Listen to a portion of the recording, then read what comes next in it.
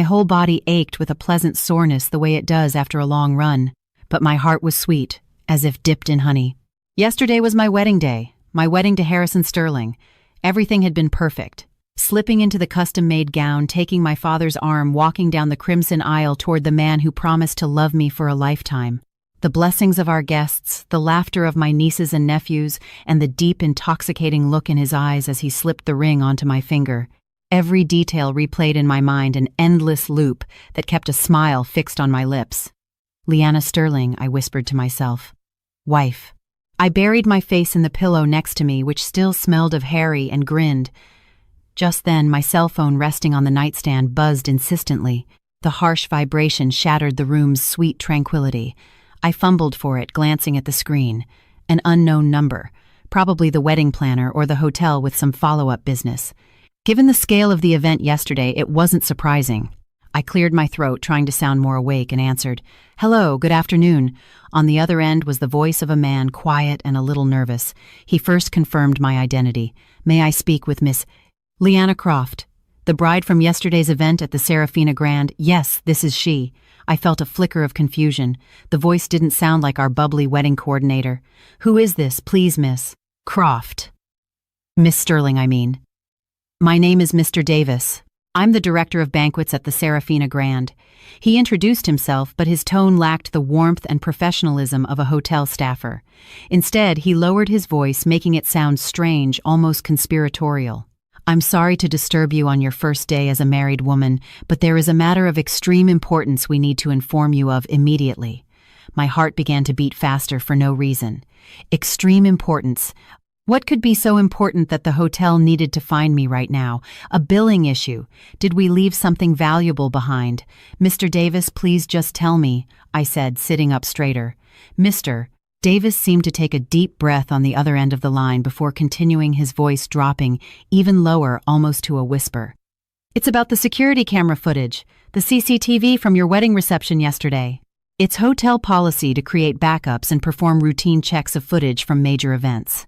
This morning, our security staff, while reviewing the footage from the Crystal Ballroom and its adjacent areas, found something that isn't right.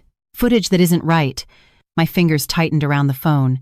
"What do you mean, not right? Is something missing? Was there a security breach?" I pressed a vague unease, replacing my initial annoyance.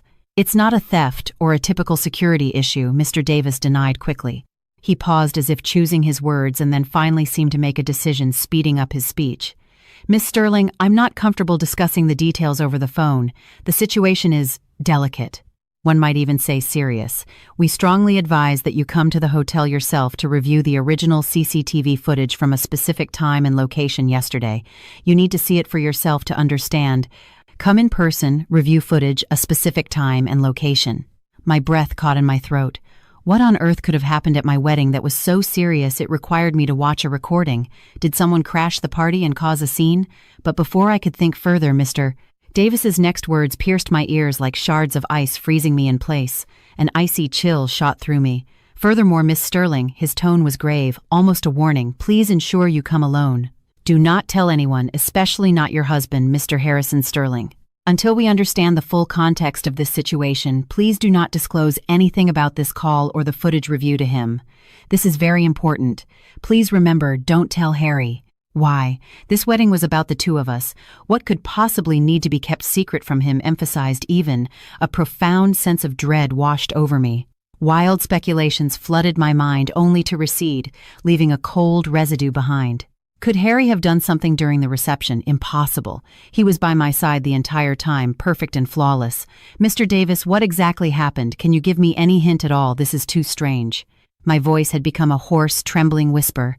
"Miss Sterling, I understand your confusion and anxiety, but because I cannot accurately judge the nature and severity of this matter, I am even less qualified to draw conclusions over the phone. The footage requires your interpretation. The hotel can only provide a factual record. The interpersonal dynamics and the reality behind them, we have neither the right nor the ability to pass judgment." Mr. Davis's tone was professional, yet I could detect a hint of sympathy. "Please, for your own sake, come as soon as you can. I will be waiting for you in the Security Control Center on Sub-Level 2. When you arrive, just call this number and I'll come out to meet you. Remember, come alone." The call ended. The long, droning dial tone echoed in the room, but I sat frozen on the wedding bed, phone in hand, unmoving. The sunlight in the room was still warm and bright. The air still carried the faint, sweet scent of yesterday's floral arrangements.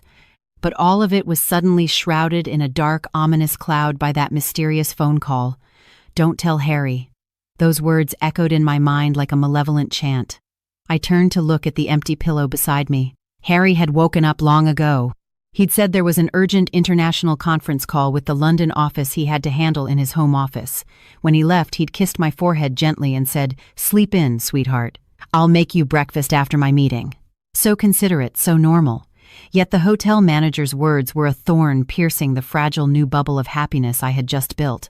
Should I go? Logic told me this could be a misunderstanding or even a cruel prank. Maybe it was just footage of some trivial, misinterpreted moment. Harry loved me. He had poured his heart into this wedding.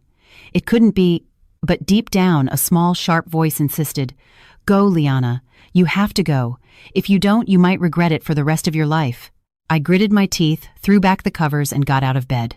My bare feet sank into the plush carpet, but I felt no warmth. I quickly changed into simple, casual clothes, tied my long hair back, and tried not to make a sound as I approached the bedroom door. I paused. I glanced back at the beautifully decorated room filled with the joy of a newlywed couple. Then I slowly turned the knob and slipped out. The door to the home office was closed.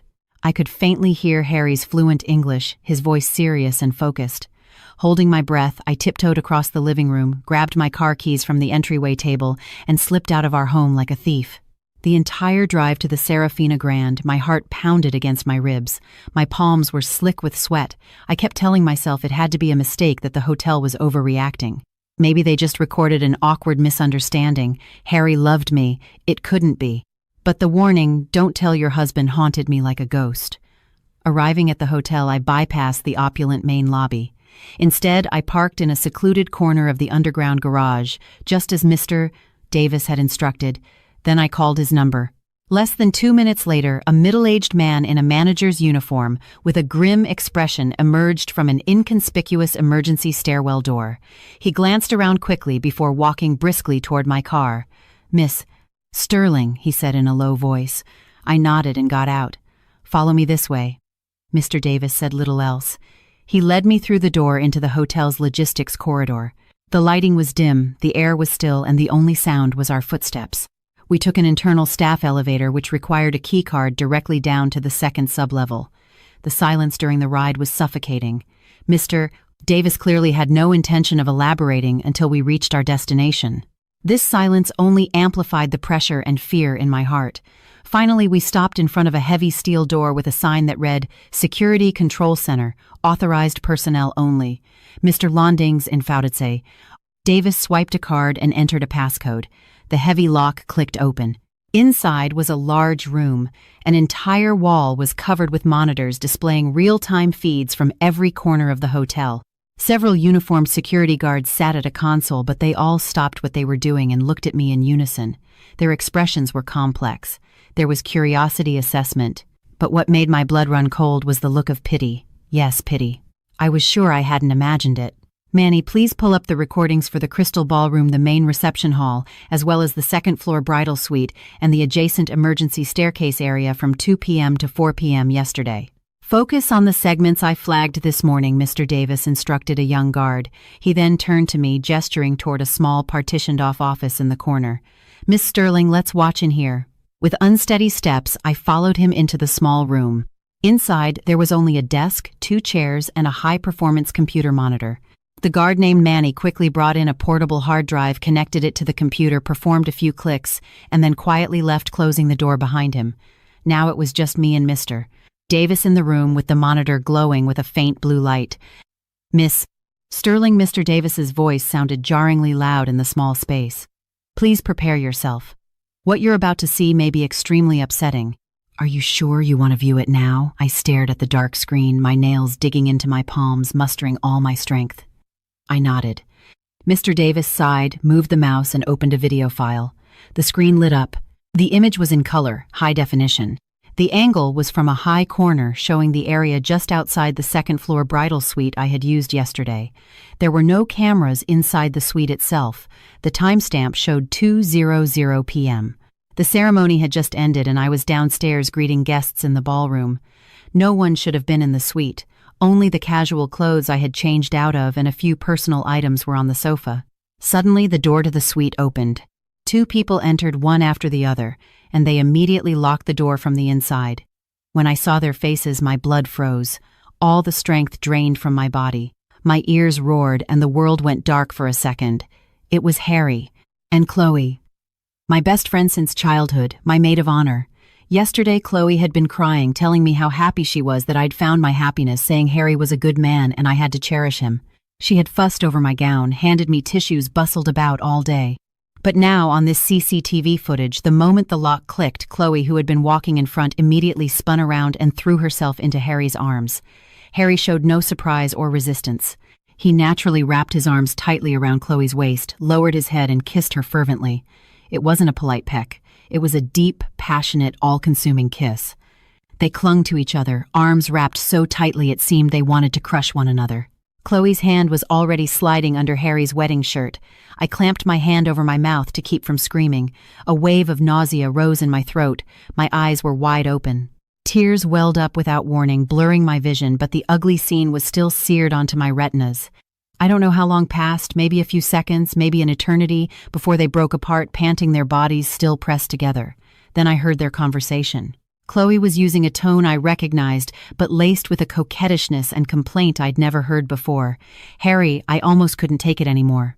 Watching you put that ring on her finger, seeing her lean against your shoulder looking so blissful, I thought I was going to go crazy.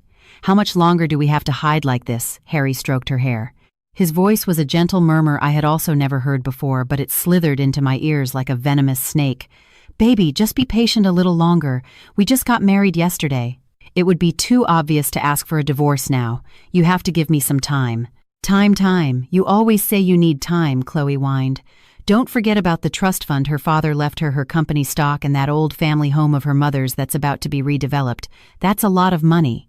You're her legal husband now. All of that will be half yours soon enough. You're not actually going to keep pretending, are you? Don't tell me you've actually grown a soft spot for her. Harry let out a cold, cynical laugh. The sound plunged me into an icy abyss. A soft spot, don't be ridiculous. That stupid girl Liana. Besides her money, what else does she have? She's naive, gullible, and boring. I've been sweet-talking her all this time for a reason. Once I get what I'm owed, finding an excuse to kick her to the curb will be easy. Then all that money will be ours, and you won't have to play the part of the dutiful, heartbroken maid of honor anymore. Chloe squealed with delight and kissed him again. That's more like it. Oh, and her cousin who works at the bank. He seems suspicious of us. The other day he asked Liana if your investment project was reliable. You need to be careful. Don't worry, Harry said, his voice full of calculated confidence. The project contracts are flawless. The money is being routed through several layers. It's all clean. Her cousin is just a small-time analyst. Nothing to worry about. The most important thing now is to keep Liana calm. Don't let her suspect a thing. We'll wait a few months until the time is right. I couldn't hear what they said after that. A loud ringing in my ears drowned everything out. I sat slumped in the chair like a wooden puppet, my body cold, shivering uncontrollably. Tears streamed down my face, but I couldn't make a sound. So the perfect wedding that had moved me to tears yesterday was from start to finish a meticulously planned sham. The husband I loved most and the friend I trusted most had been carrying on an affair behind my back for who knows how long. They had not only betrayed my heart, but were also openly plotting to seize my assets. Stupid girl, naive, gullible, boring. That was me. All the happiness and security I had felt crumbled in that instant, becoming the saddest, most cynical joke imaginable. Mr. Davis quietly slid a box of tissues toward me. His face was full of discomfort. He waited for me to calm down a little, though I knew I never would, before whispering, "Miss Sterling, there's another piece of footage from the emergency staircase. The time is around 3 p.m. They met again, and there was more, a more explicit conversation about their plan for the asset transfers. Do you still want to see it? I lifted my head. Through tear-blurred eyes, I saw the vile couple on the screen, still embracing. A sharp, gripping pain shot through my chest, making it hard to breathe. but amidst the boundless pain and cold, a tiny yet fiercely burning spark ignited in the deepest part of my heart. It was rage. It was hatred.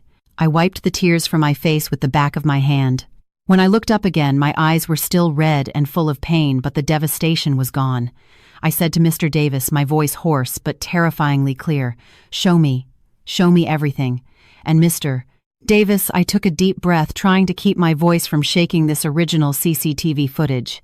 "Please make sure it is kept safe for me. I will need a copy." Mr. Davis looked at me, seemingly surprised by my rapid change, but he nodded immediately.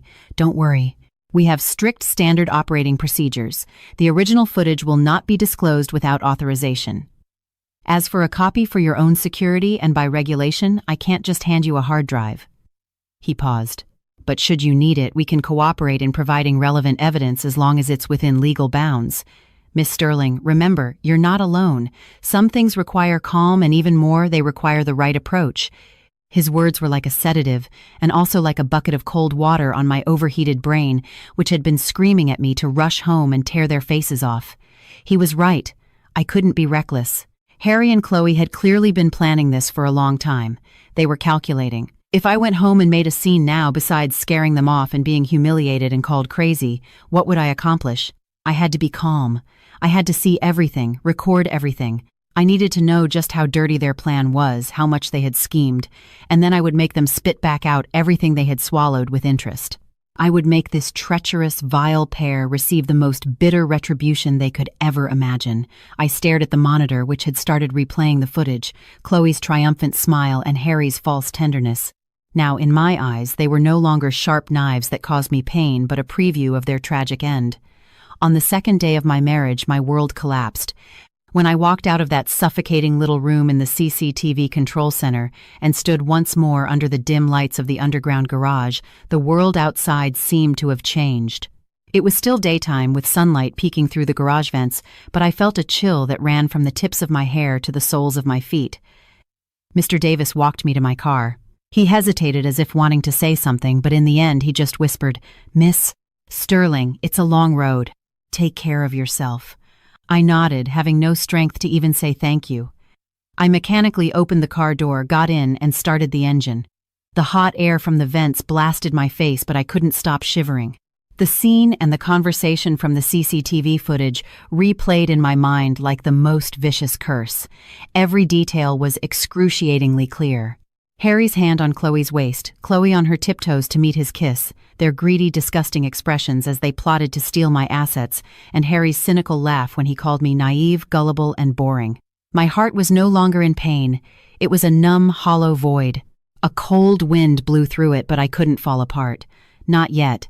I drove to a quiet spot by the river, parked the car, and just laid my head on the steering wheel, letting silent tears flow.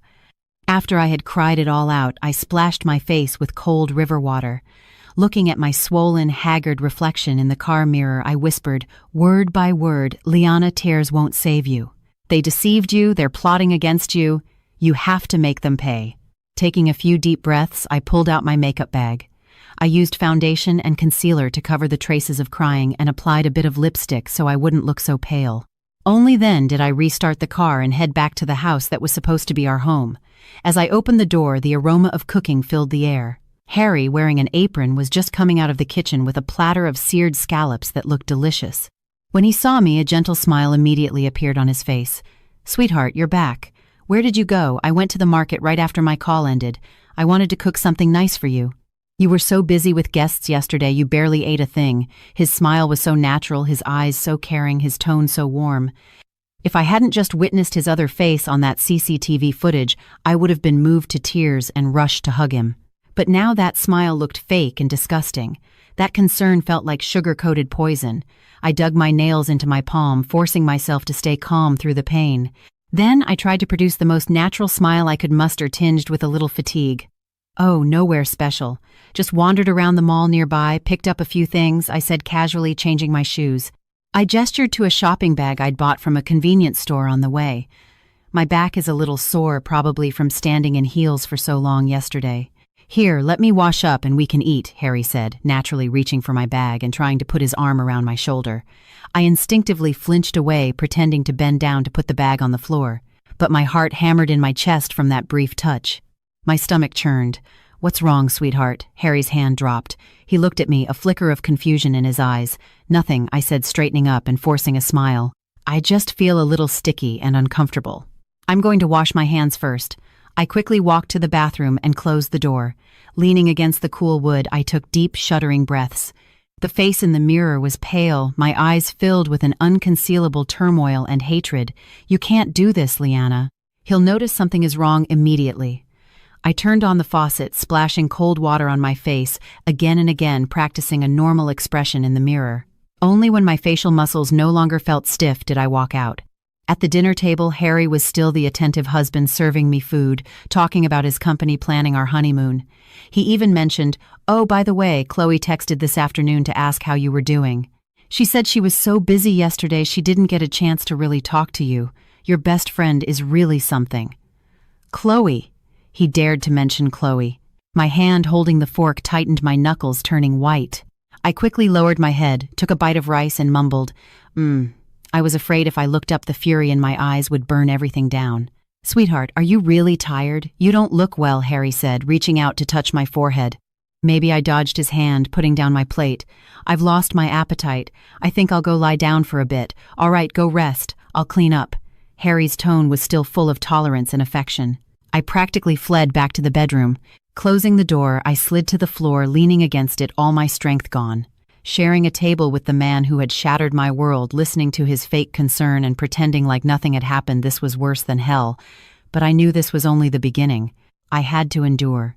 For the next few days, I lived as the person I despised most, an actress wearing a perfect mask.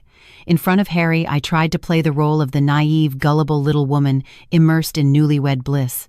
I would smile at him, respond to his affection, even though every touch made me want to vomit, discuss decorating our new home with him, and even occasionally act spoiled. But at the same time, using the excuse of organizing post-wedding clutter and dealing with some documents from my father's estate, I started going out alone more frequently, creating time and space for my investigation. The first thing I did was contact my cousin Alex. He was the cousin Harry and Chloe had mentioned in the recording, the one who worked at an investment bank, and was suspicious of them. He was 5 years older than me and had always been like a big brother. He was principled and sharp.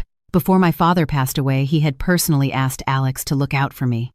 I kept it brief on the phone, just arranging to meet at a quiet cafe far from our usual haunts. When we met, Alex first congratulated me on my marriage, but then his brow furrowed. "Leah, you look thin and pale. Is Harry not taking good care of you?" Hearing his familiar concern, my nose stung. The tears I had been holding back almost fell. I glanced around, lowered my voice, and got straight to the point. "Alex, I need your help. There's something wrong with Harry and Chloe." Alex's face immediately turned serious. "What kind of problem? What did you find?" He had clearly been suspicious for a while. I omitted the most painful details but recounted the gist of what I saw on the CCTV footage, their affair and their plot to steal my assets. As Alex listened, his fist slammed down on the coffee table, making a nearby patron jump. He quickly lowered his voice, but the rage in his eyes was unmistakable.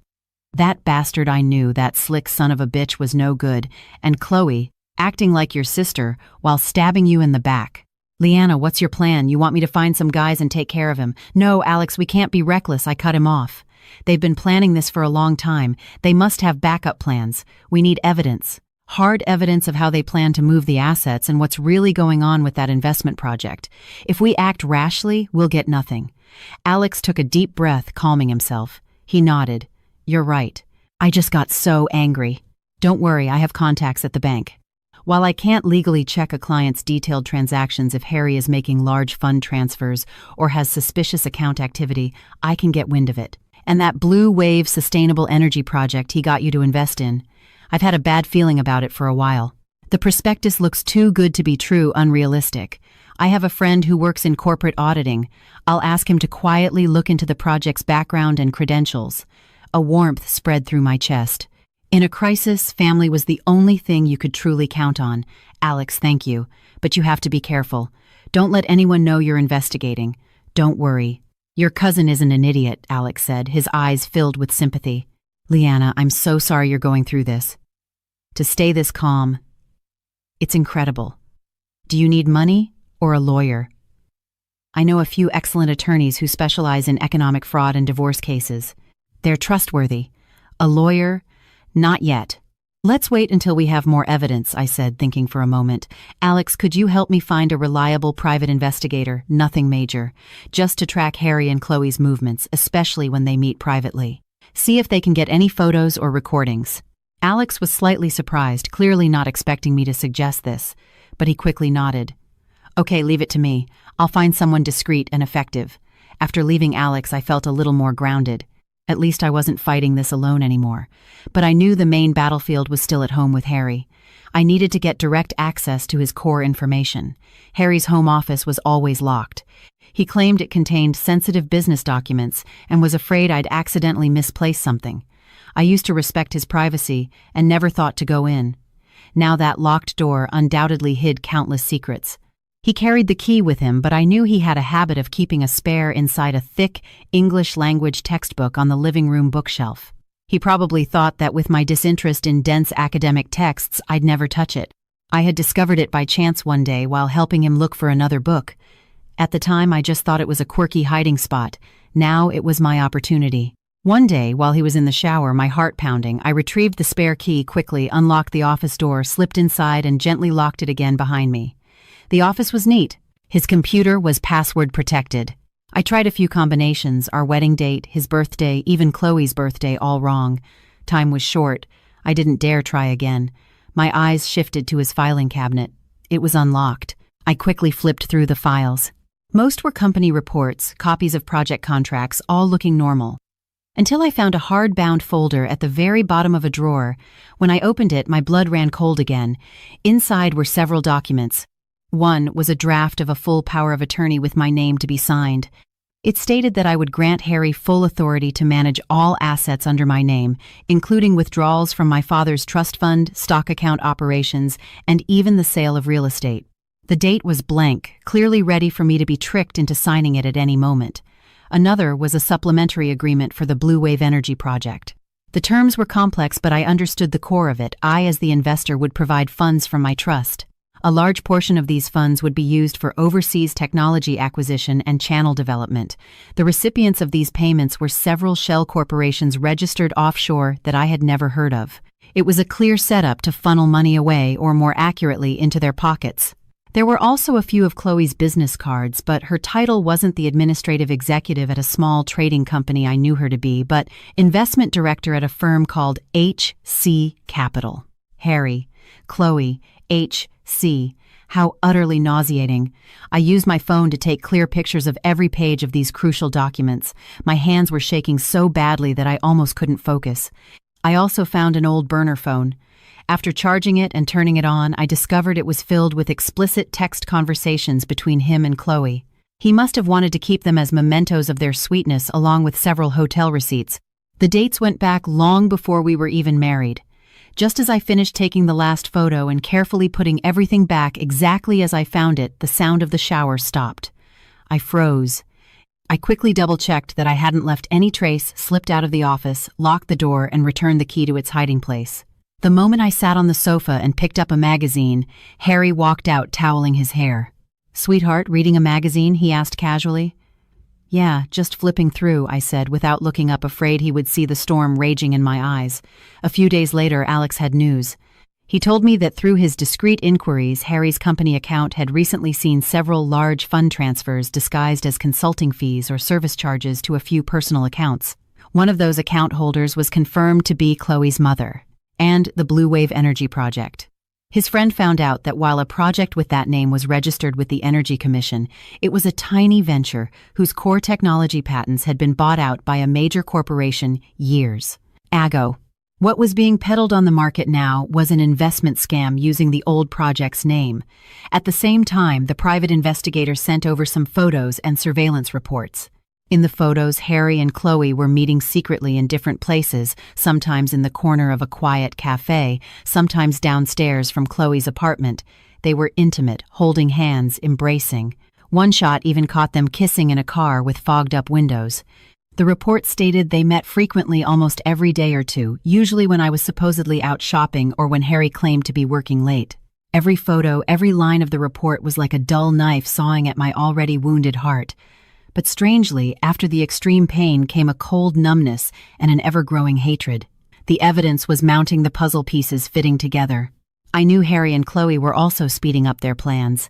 Chloe started asking me out more often, feigning concern and casually probing about what I'd been up to lately, whether I had checked my accounts or if I had any doubts about Harry's investment project. She even kindly reminded me that men can change after marriage and that I needed to manage my assets well, like making stable investments. She just so happened to know a few good investment channels, she said. A trap, no doubt. Harry, on the other hand, became even more gentle and attentive. At the same time, he began to casually mention that he was interested in a fantastic overseas real estate project.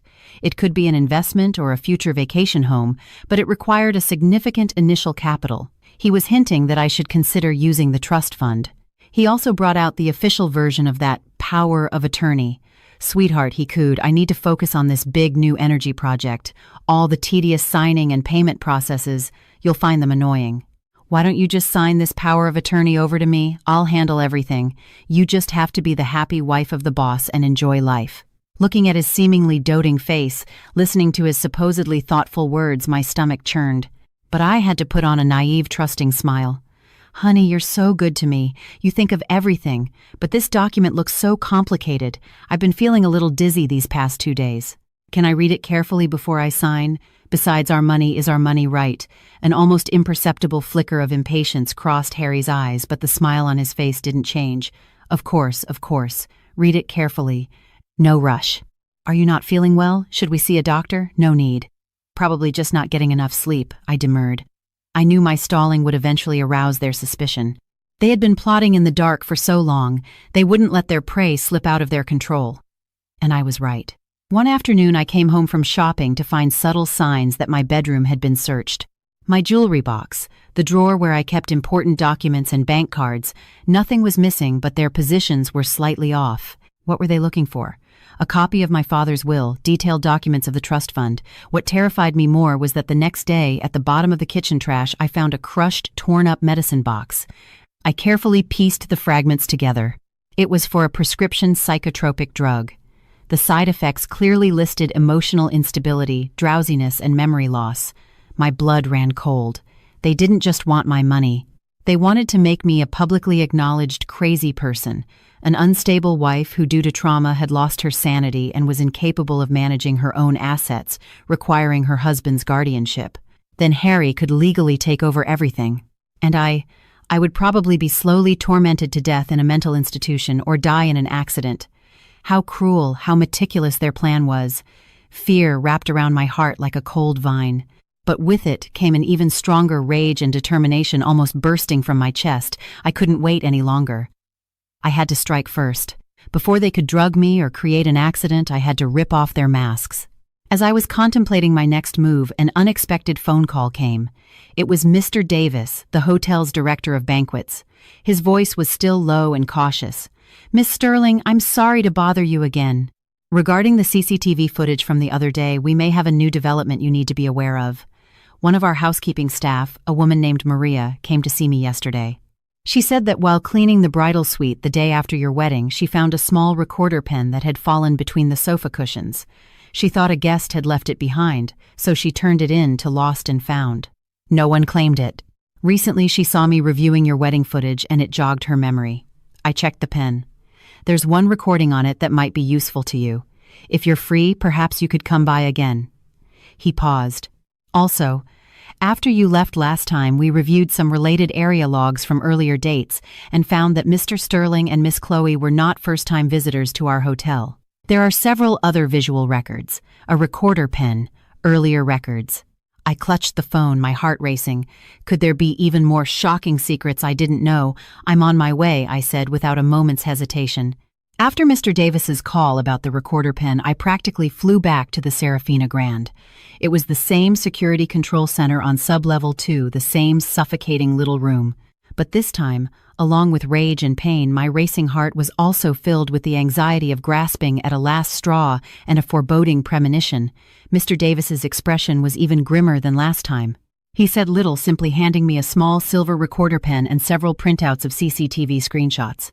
Miss Sterling, this is what Maria turned in. We've checked. There's only one effective recording. The time is approximately 3:20 p.m. on your wedding day. The location was likely inside the bridal suite or a very hidden corner. Furthermore, these are some records of Mr. Sterling and Miss Chloe entering and leaving the hotel and specific room floors we found. Based on Miss Chloe's registration information, she has booked rooms here multiple times over the past year, citing business meetings. I looked at the screenshots first. Though a bit blurry, Harry and Chloe's faces were clearly recognizable. The timeline stretched back a long way. The earliest was 9 months ago. At that time, Harry was ardently pursuing me. Every day there were good morning and good night texts, surprise gifts, and promises that I was the only one he wanted to spend his life with. Chloe, under the guise of helping me vet him, was in frequent contact with Harry, but would always praise him to me, telling me to cherish such a rare good man. So from the very beginning, or perhaps even earlier, they had been together. The two of them were enjoying the thrill of an affair while simultaneously plotting how to fleece this stupid girl. I held the papers, my fingertips cold, but a fire was raging inside me, burning my organs until they ached. What's on the recording? My voice was painfully dry. Mr. Davis silently operated the computer and opened an audio file. Listen for yourself. Please. Try to stay calm. After a brief moment of static, the recording began. The background was noisy.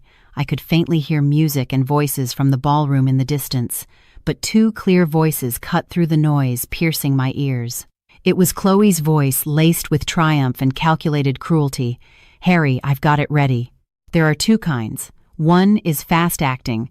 A small dose will cause dizziness, nausea, and mild hallucinations. Perfect for occasional use to make those around her, especially that nosy cousin of hers, think she's starting to lose it. The other is a chronic type. We can mix it into the vitamins or the honey water she drinks every day. Long-term use will gradually damage her nervous system. Memory loss, emotional outbursts. Eventually, she'll look like she genuinely has a serious mental illness. My breath stopped. All the blood in my body seemed to rush back to my heart and freeze into a solid block of ice. The medicine box in the trash, they were really doing it. Then came Harry's voice. Calm, cruel, as if discussing a routine business matter. The dosage has to be controlled perfectly. We can't have her die. At least not before the assets are fully transferred and the guardianship procedures are complete. We need her to appear to decline naturally. Once she's deteriorated to a certain point, I, as her husband, will apply to be her legal guardian. Then the disposal of all assets will be legitimate. Her father's trust has a clause about what happens if the beneficiary loses mental capacity. There's a lot of room to maneuver there. Chloe let out a small laugh, a sound that made my skin crawl. Don't worry. I have a distant relative who works in a psychiatric hospital. Getting an authoritative diagnosis certificate won't be a problem. After we have the money, whether she passes away in a care facility or has an accident, that'll be up to us, won't it? Good. I can't wait for the day that troublesome woman is no longer between us and all the money is ours. Harry's voice lowered with a sickening intimacy. Just a little longer, baby. After this is done, we'll get married abroad, have kids, and enjoy our lives. The recording ended there. The small room was dead silent. I could only hear the grinding of my teeth and the frantic thumping of my heart, as if it was about to burst through my ribs. They didn't just want my money, they wanted to destroy my life, they wanted me dead. The earlier suspicion about the medicine box was confirmed. This blatant, murderous conspiracy was more terrifying than any betrayal. It also completely extinguished the last shred of pathetic softness in my heart that might have lingered from our past. All that was left was a searing hatred and a desperate will to live. Mr. Davis, I don't know how I managed to speak. Each word felt like it was squeezed from between blocks of ice. This recording and these hotel records, can I get a copy? And can you help me find Maria, the housekeeper who found the pen? I want to thank her in person, and I might need her help with something. Mr. Davis looked at the hatred and determination that seemed ready to spill from my eyes. He was silent for a moment, then nodded. Miss Sterling, the copies will be handled the same as last time. As for Maria, he paused. She actually knew your late mother. I looked up at him, stunned. Mr. Davis Seahill. Her name is Maria. She's worked here for over 10 years. She said that years ago, when your mother was still alive and would often come to the hotel for charity events, she once sprained her ankle. It was your mother who arranged for someone to take her to the hospital and covered her medical bills. She's always remembered that. At your wedding, she was so happy to see you as a bride. The next day, when she found the recorder, she didn't think much of it. But when she saw me reviewing the CCTV and vaguely knew it might involve you, she became cautious and handed it directly to me. She also told me, that groom doesn't look like an honest man. Don't let that girl get bullied. She's willing to help but hopes not to get too involved. Her family situation is modest. She's afraid of trouble. My eyes instantly welled up with tears again. This time it was from a long-lost warmth, a legacy from my mother. Mom, is this you helping me from heaven? I understand. I will never let Maria get into trouble, I promised solemnly. With a copy of the recording which Mr. Davis sent as an encrypted file from his personal phone and photos of the hotel records, I left the hotel. Sitting in my car, I didn't leave right away. Instead, I played the recording over and over until every evil word was etched into my bones. The fear slowly gave way to a steely, resolute calm. They wanted me to be sick. Fine, I would act sick for them. But I would be sick on my own terms, making them think their plan was succeeding while leaving a trail of flaws for them to fall into. I called Alex, telling him about the recording and the latest discoveries. On the other end of the line, my cousin exploded with rage, nearly ready to go find Harry and beat him up. I painstakingly calmed him down. We planned our next steps. First, I had Alex contact his lawyer friend for a confidential consultation on wills, trusts, prenuptial asset protection, and the legal issues surrounding guardianship. We began preparing a series of legal documents. At the same time, I secretly moved the original deeds to my assets, copies of my father's will, and other vital documents to a secure location that Alex arranged. Second, I started to play along with their plan. I deliberately let Harry notice that I seemed a bit paranoid lately. For example, repeatedly checking if the doors were locked or asking what time he came home on a specific day when I already knew. I was feigning the early signs of anxiety and memory confusion. On the surface, Harry was concerned, but I could see the cruel, assessing look in his eyes when my back was turned, as if his plan was working. Then, one morning after drinking a glass of warm water, supposedly mixed with calming honey that he handed me, I suddenly clutched my head, feigned a look of pain, coughed violently, and let the glass slip from my hand, shattering on the process floor. "Sweetheart, what's wrong?" Harry rushed to my side. His voice was anxious, but the flash of something sinister in his eyes didn't escape my careful watch. "So dizzy. My head is spinning." I leaned against him, whispering weakly, acting out the initial side effects of the drug that the PI's research had reported. "Harry, am I just too tired? I haven't been sleeping well and I keep forgetting things. It must be the exhaustion from the wedding." "You haven't rested enough." Harry helped me to the sofa, his tone full of sympathy. "Don't worry. Don't go anywhere today. Just rest at home. I'll make you another glass of that honey water." I nodded weakly, closing my eyes. In my heart, I laughed coldly. "Go on. Go add more of your special ingredients." At the same time, the news of my illness quickly reached Chloe through Harry. She immediately came to visit, feigning concern, bringing a fruit basket. Her face was full of worry. "Leanna, why do you look so pale? What kind of job is Harry doing taking care of you?" She sat by my bedside, holding my hand, looking deeply concerned. I looked at her perfectly made-up face and the unconcealable glee in her eyes. I felt nauseous. But on my face I wore an expression of dependence and confusion. "Chloe, I don't know what's wrong with me. I feel so weak and dizzy, and sometimes I feel like someone is trying to harm me. Am I just overthinking things?" Chloe's expression shifted slightly before she quickly put on an even more concerned face. "Silly Leanna, you're just stressed out. Don't think such crazy things. Harry loves you so much. Who would want to harm you?" But she quickly changed her tone, lowering her voice. "But your condition is worrying. You know, I know a really good neurologist, very reputable. Why don't I take you to see him, just for a checkup to put your mind at ease?" It seemed the next step was to get me to a hospital for that authoritative diagnosis. I pretended to hesitate. "A hospital, I'm a little scared. Besides, it's not that serious, is it? Listen to me, this is for your own good. Even if it's a small problem, it's better to find out early and treat it early." Chloe coaxed, her tone gentle but with an undeniable undertone of force. "All right then. I guess so," I agreed reluctantly, buying myself some time. "But let's wait a couple of days until I feel a bit stronger." Chloe left satisfied. I knew she and Harry would now rush to get me to that doctor. On another front, the PI sent new crucial information. He had captured photos of Harry and Chloe secretly meeting in a private room of a high-end restaurant with a thuggish-looking middle-aged man. The PI managed to get a clear frontal shot of the man. Alex used his network to run a check on the photo. The information that came back shocked us both. The man was known as Slick Vinny Mancuso, the head of a small licensed loan company that was a front for a local mob outfit specializing in debt collection and extra-legal dispute resolution. How did Harry get involved with him? Deeper investigation revealed an even more shocking fact. Harry's own company had long been deeply in debt due to mismanagement and his gambling habits.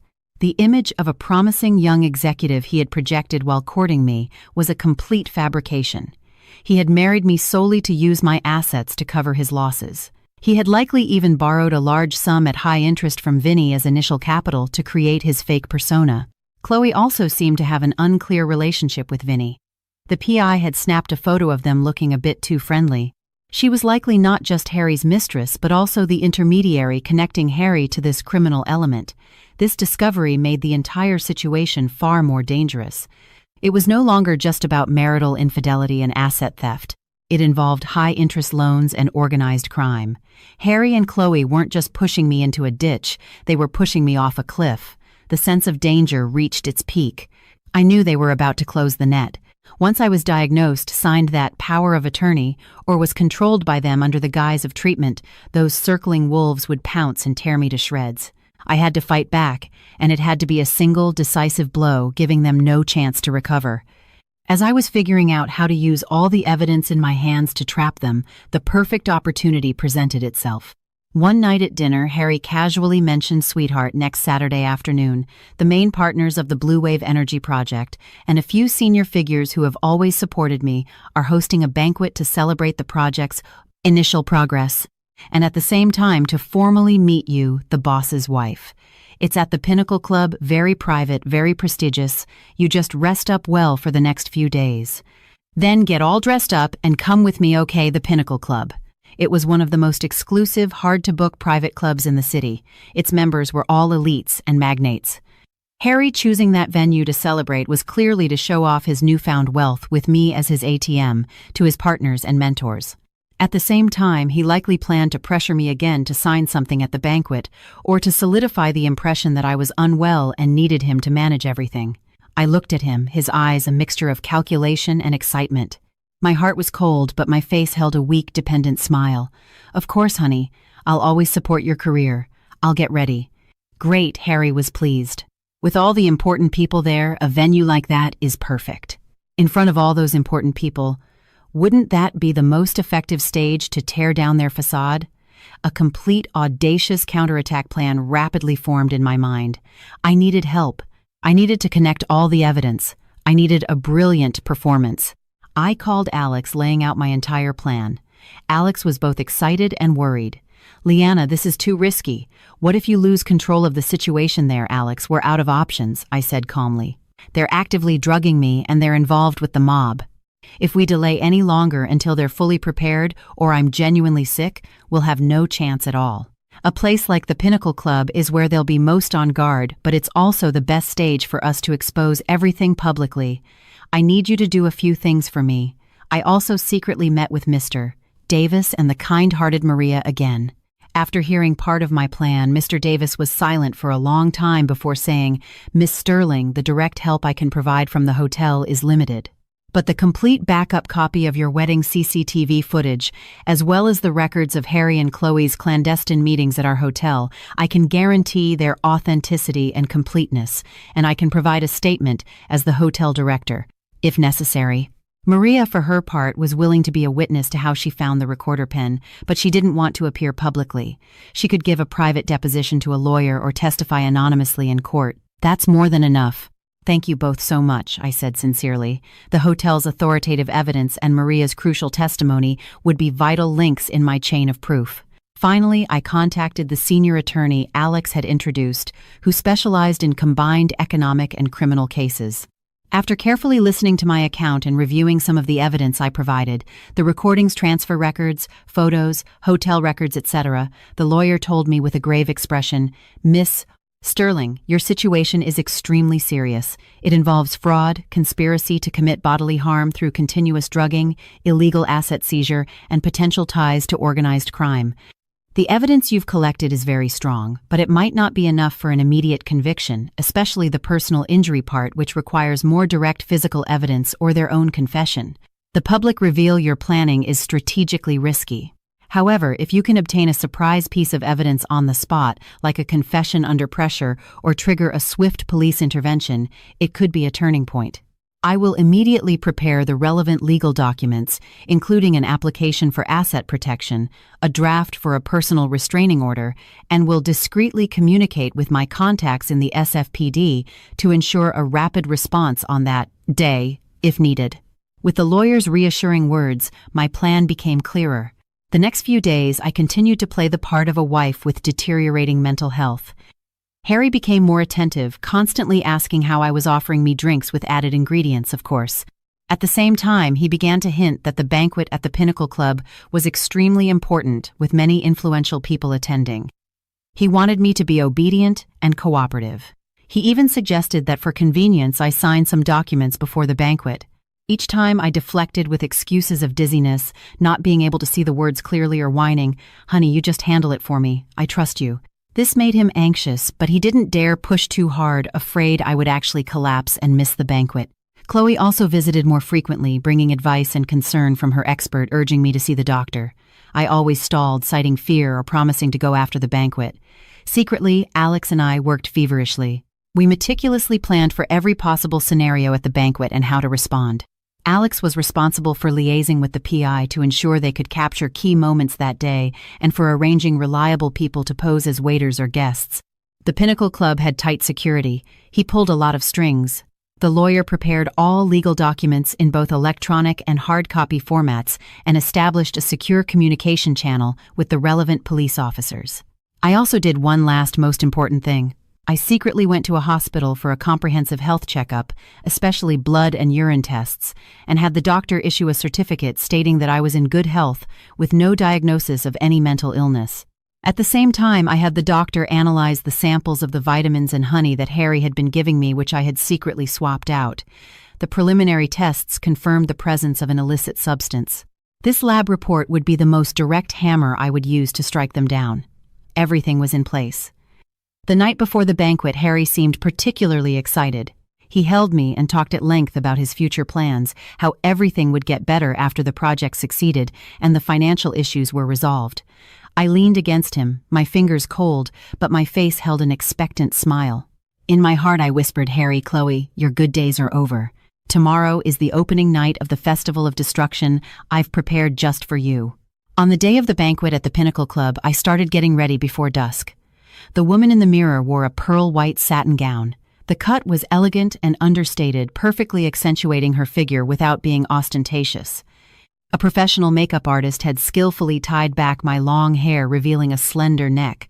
I wore a pair of small diamond stud earrings, one of the few pieces my mother left me. The delicate makeup concealed the pallor from months of exhaustion. A touch of fiery red lipstick brightened my face and served as a silent declaration of war. Harry walked into the dressing room.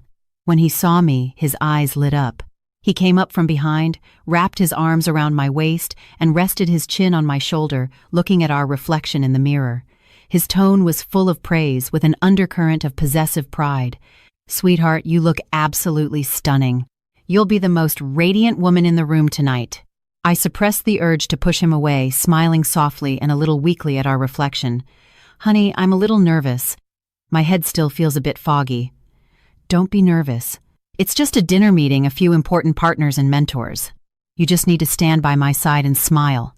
He kissed my cheek, then scrutinized my face. "If you really don't feel well, we can leave early, but tonight is very important.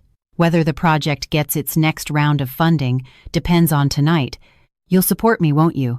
There he was, starting with the emotional manipulation and pressure again.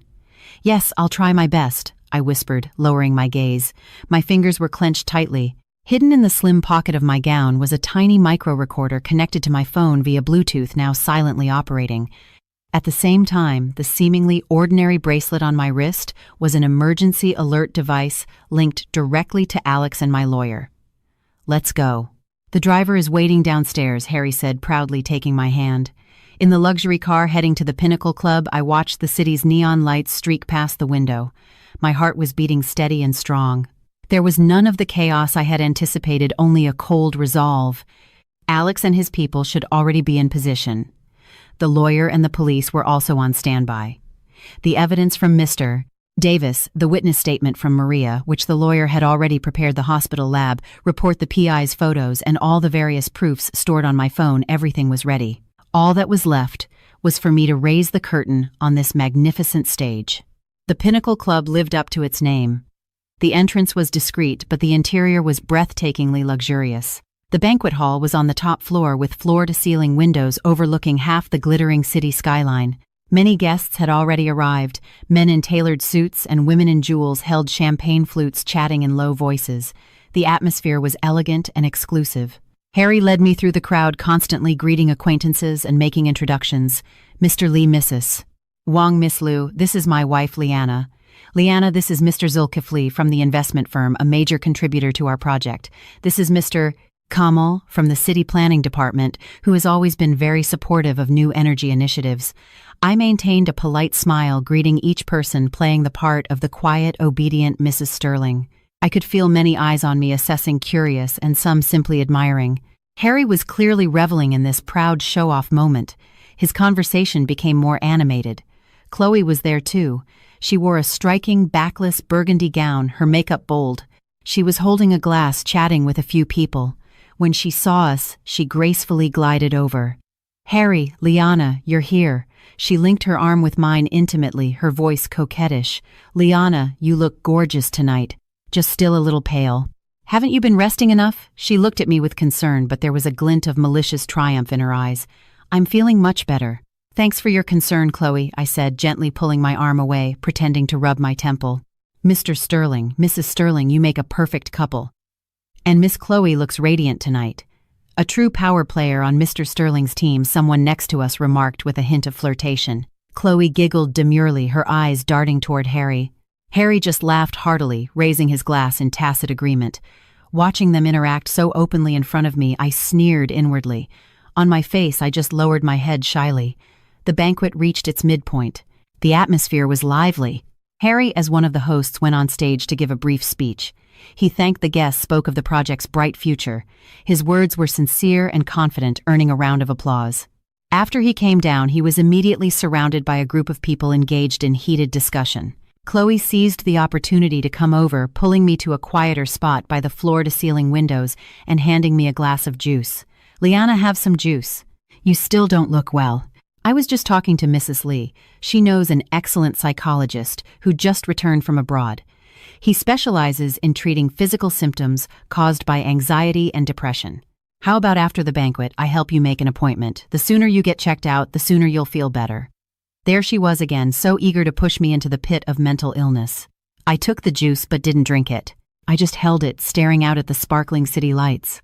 I was silent for a moment, then turned to look at her, my voice so calm it made her slightly uneasy. Chloe, how many years have we known each other? Chloe was taken aback for a second, then laughed. Age is right. Over 20 years. Why the sudden question? 20 years, I repeated slowly. The words were soft, but they carried a weight that made her smile stiffen. I always thought of you as my sister. I trusted you. I told you everything, including how Harry and I met, how he courted me, my doubts and my joys at the time. I shared everything with you. The smile on Chloe's face had almost vanished. Her eyes flickered. Liana, what's wrong? Are you overthinking things again? We're best friends, of course. I want you to be happy. Harry is so good to you. Yes, he's very good to me, I said with a slight smile. My gaze drifted over her shoulder to Harry, who was laughing and chatting not far away, then returned to her face. My eyes sharpened. So good that he conspired with you, fooling around in the bridal suite on our wedding day. So good that he planned with you how to use a slow-acting poison to drive me insane and seize my assets. So good that he's in cahoots with a loan shark named Slick Vinny to cover his company's debts. Chloe, is this the happiness you wished for me? My voice wasn't loud, but every word was like an ice pick stabbing directly into Chloe's ears. The color instantly drained from her face. Her pupils contracted, filled with disbelief and terror. The glass in her hand almost slipped. She instinctively took a step back, her lips trembling. Liana, what are you talking about? Are you crazy? Who's been feeding you this nonsense? It was Alex, wasn't it? He always loved to stir up trouble. I took a step forward, still keeping my voice low, but my tone made her shiver. Do you need me to remind you 3:20 p.m. the day after our wedding in the bridal suite? Every word you and Harry said about the 2 types of drugs, about how to make me naturally sick, how to get guardianship, how to deal with me afterward. Should I play it for everyone here from my phone to hear? Chloe froze completely, like a puppet with its strings cut. Her wide eyes held nothing but boundless fear.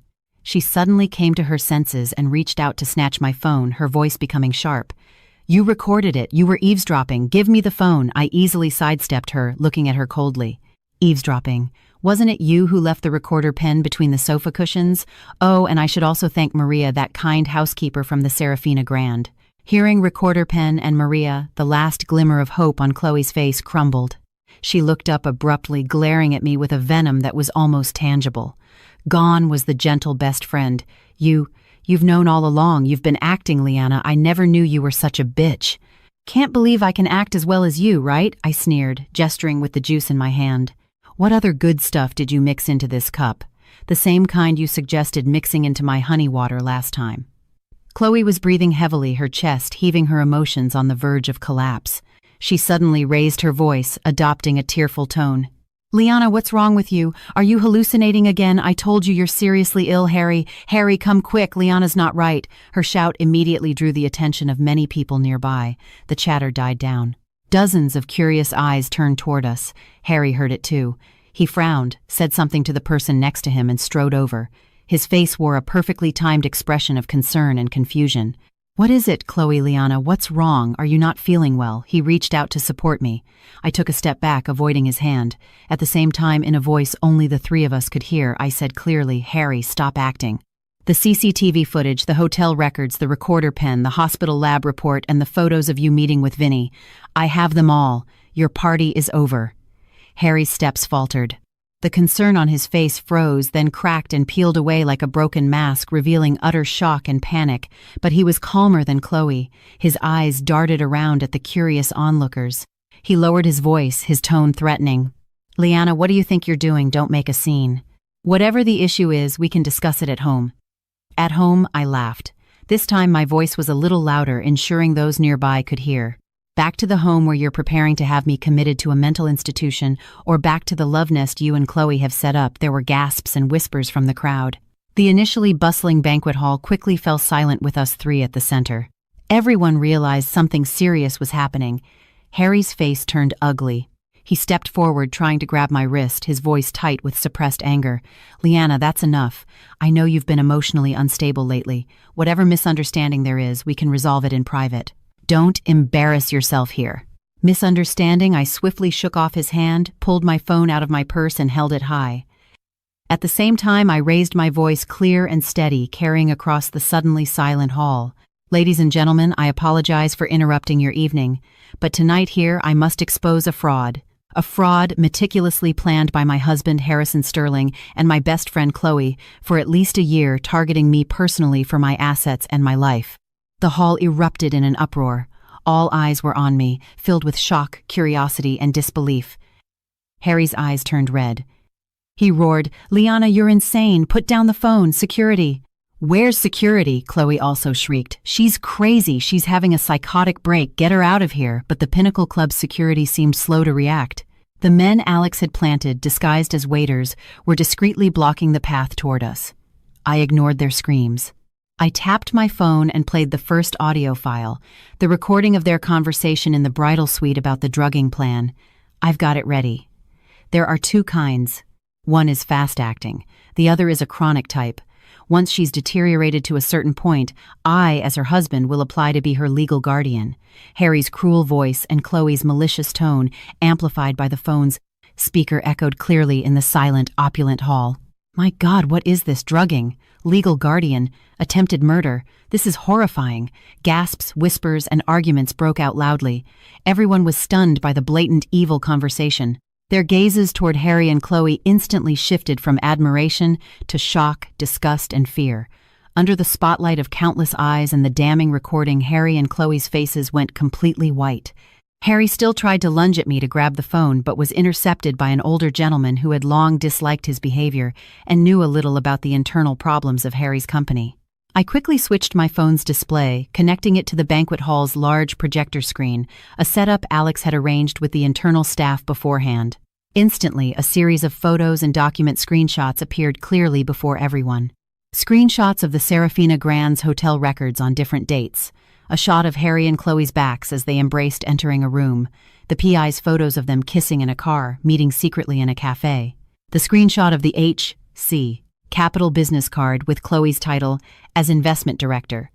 The records of Harry's company transferring funds to Chloe's mother's account. The draft of the power of attorney and the supplementary agreement for the fraudulent project I had photographed in Harry's office. The hospital lab report showing my supplements were tainted. And finally, a clear picture of Slick Vinny meeting with Harry and Chloe at the restaurant, along with a brief explanation of his background that Alex had compiled. Each image was like a hard slap across Harry and Chloe's faces and across the faces of the partners and mentors who had just been praising them.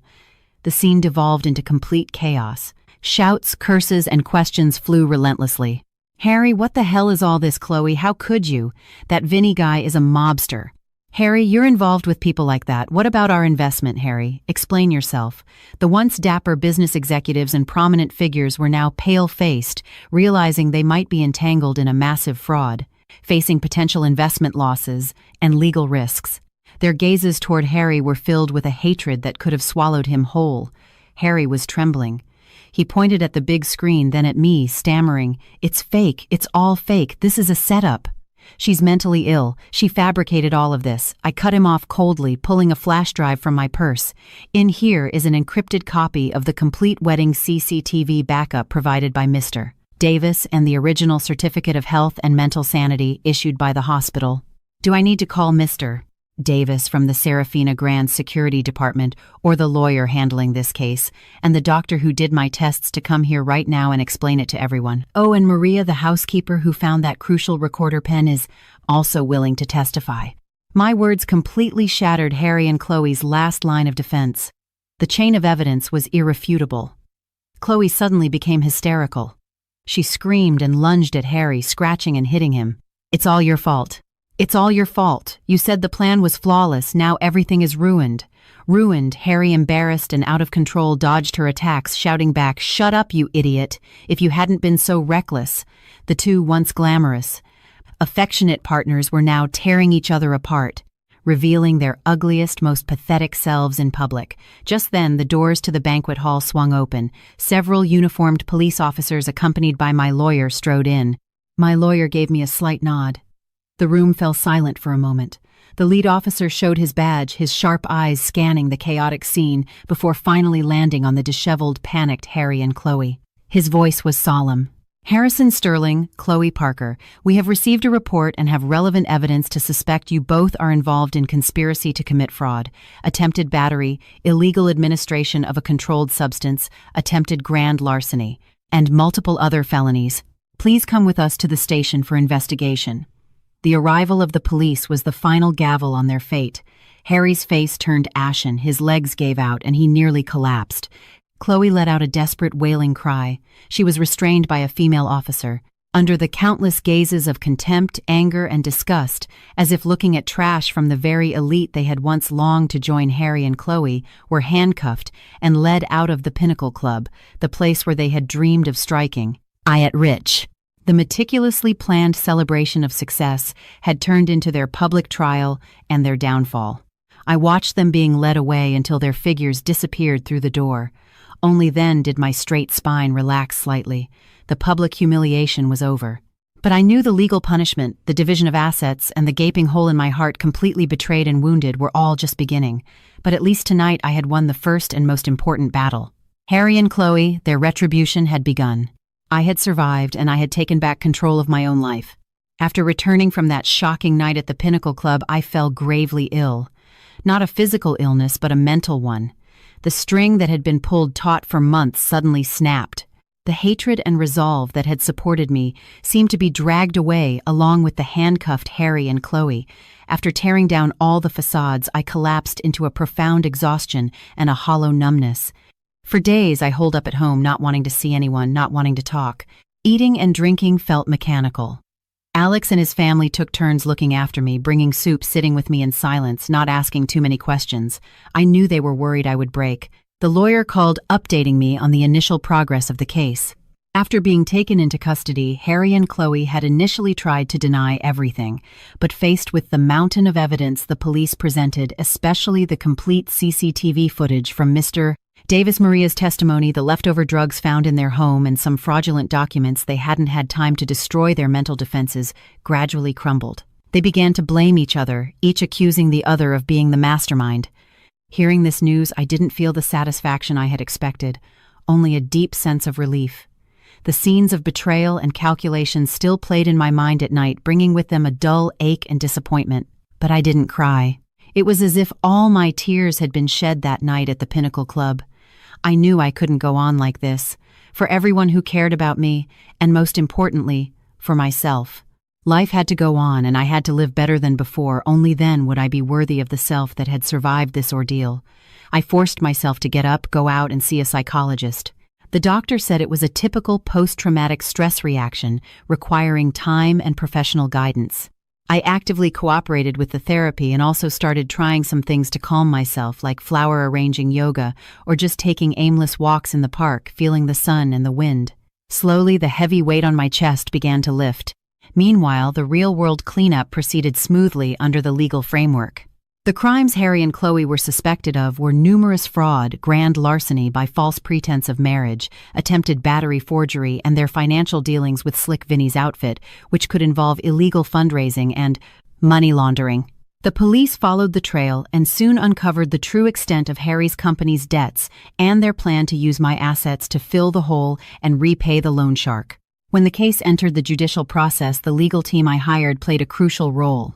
They not only assisted the police in collecting evidence, but also quickly applied for asset protection in court, freezing all of Harry's accounts, though there wasn't much left, and the accounts of Chloe and her mother, which had suspicious cash flows. More importantly, based on the serious threat Harry posed to my personal safety and property, the lawyer successfully applied for a restraining order and initiated divorce proceedings against him. The divorce was a foregone conclusion. Harry's crimes were solid proof that the marital relationship had long been broken by his deception and malicious intent. The court swiftly granted the divorce. And because Harry was the at-fault party and a criminal, he not only had no right to my premarital assets, including the trust fund, real estate, and stocks from my father, but even the so-called investments he made with my money. During our brief cohabitation, the fraudulent project were deemed malicious transfer of marital property, and he was ordered to return the funds and pay damages. In other words, his scheme failed. He lost everything and ended up with a massive debt to me. Though in his current state that debt would likely never be repaid.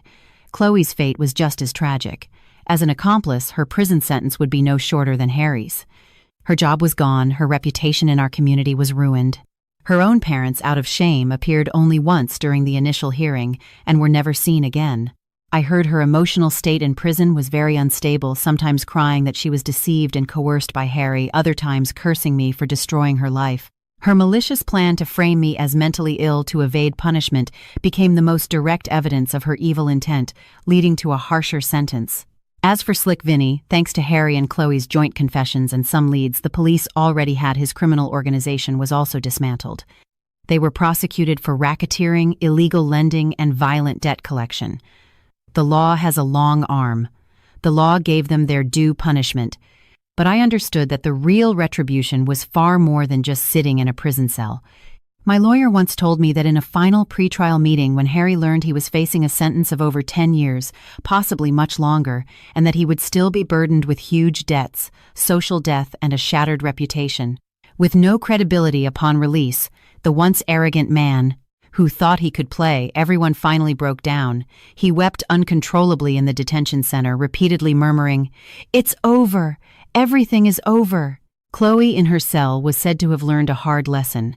She looked haggard and aged a far cry from her former glamorous self. They lost their freedom, their future, their wealth, their reputation, and forever lost the right to be normal people. This was the cruelest punishment of all.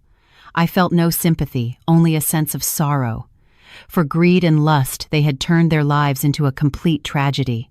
After the case concluded, my life gradually got back on track, heading in a new direction. I took back everything that belonged to me.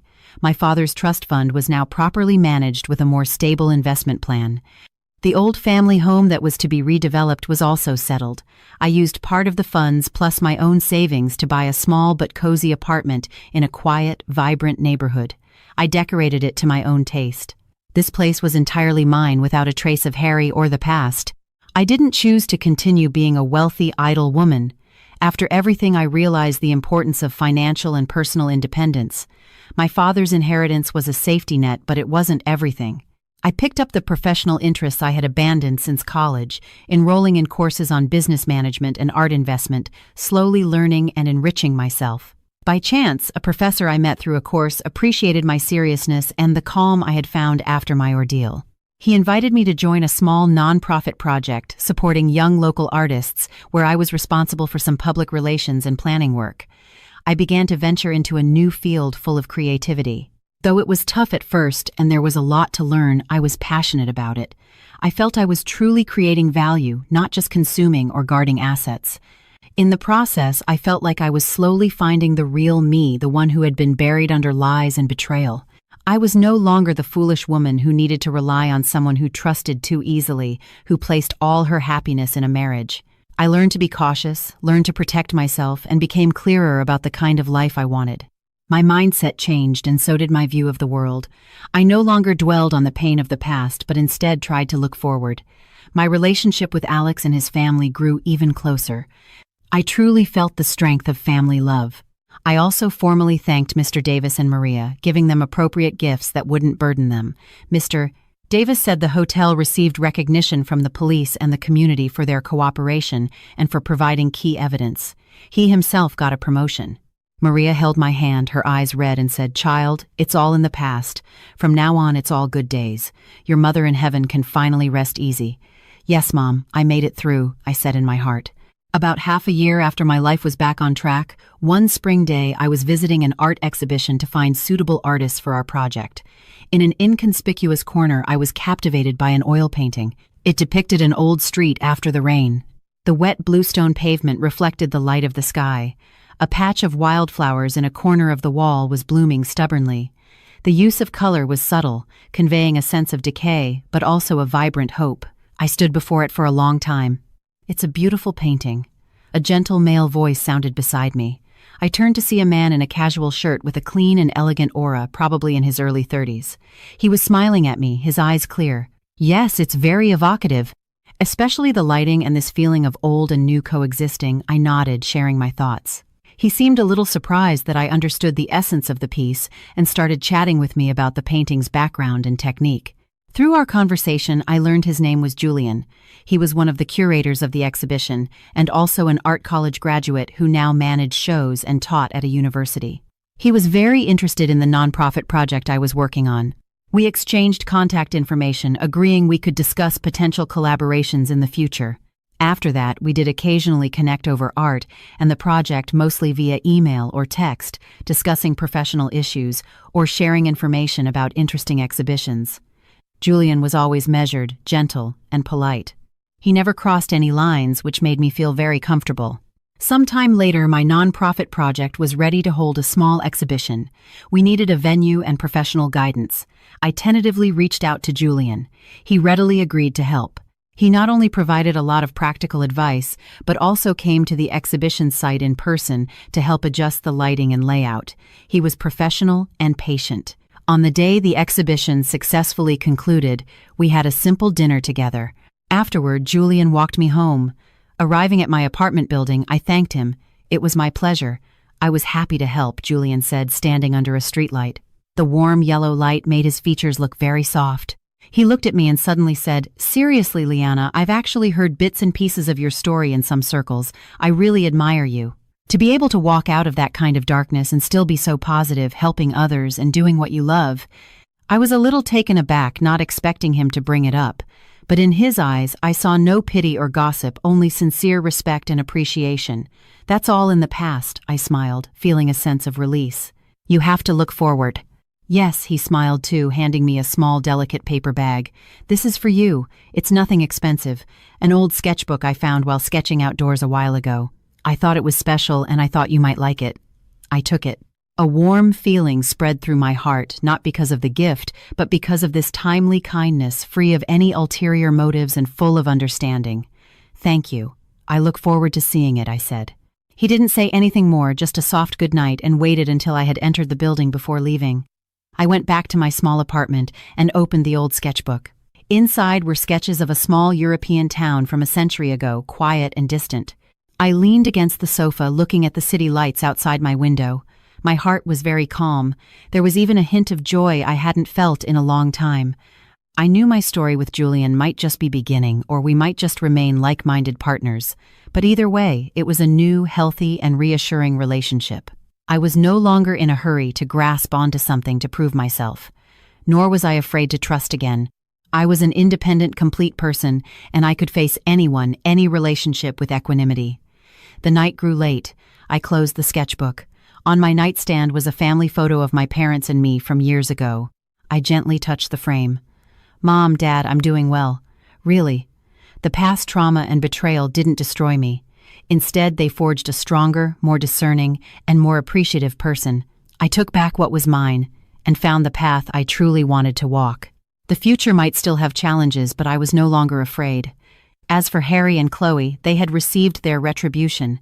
My world had cleared, greeting a new dawn.